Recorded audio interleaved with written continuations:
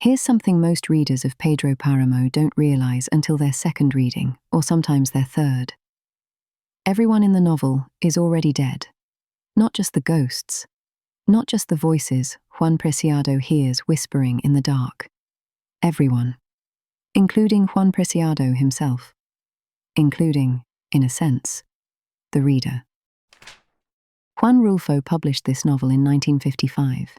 It's barely 120 pages. Gabriel Garcia Marquez said he memorized it and could recite it backwards. He called it the novel that allowed him to write 100 Years of Solitude. But where Garcia Marquez uses magical realism to create abundance, miracles, butterflies, raining flowers, Rulfo uses it to create erasure. The magic in Pedro Páramo is the magic of things that have already ended and don't know it. The premise seems simple. A young man named Juan Preciado travels to the village of Comala to find his father, Pedro Páramo, a local tyrant he's never met.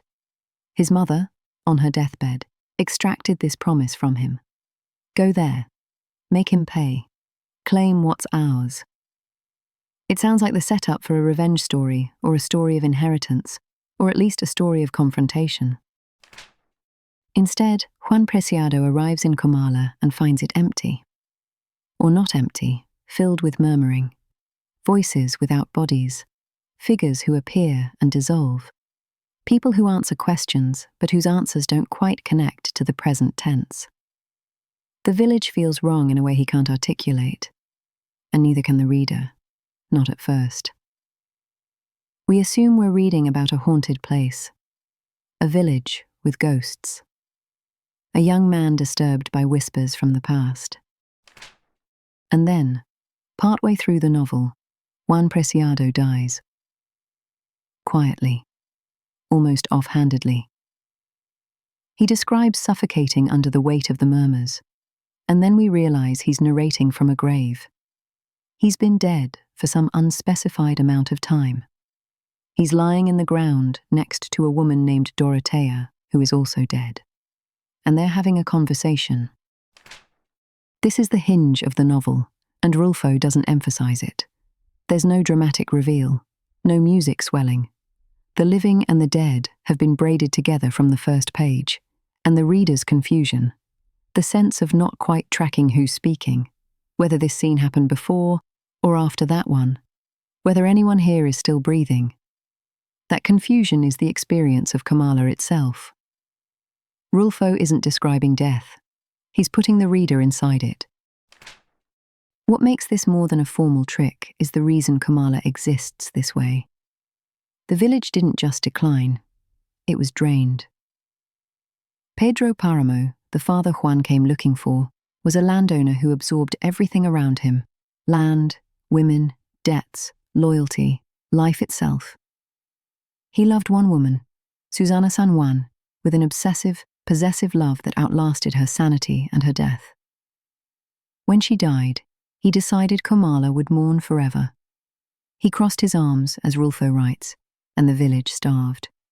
He killed it because she wasn't in it anymore. This is why the dead can't leave. Comala has no future. Pedro Páramo's grief froze time itself. The murmurs Juan Preciado hears aren't hauntings, they're echoes of people who have nowhere else to go. The village is a kind of purgatory, but not the purgatory of waiting for judgment. It's the purgatory of having already been judged by someone too powerful to appeal. There's a moment late in the novel where Pedro Páramo sits in his chair and simply stops. He crumbles, Rulfo says, like a pile of stones. Even the tyrant dies. Even the man who killed a village with his grief eventually becomes part of the murmur. And this is the real insight Rulfo offers.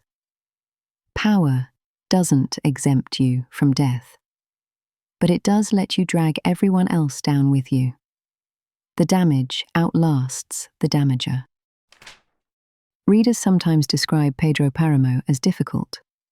The timeline fragments. Speakers shift without warning.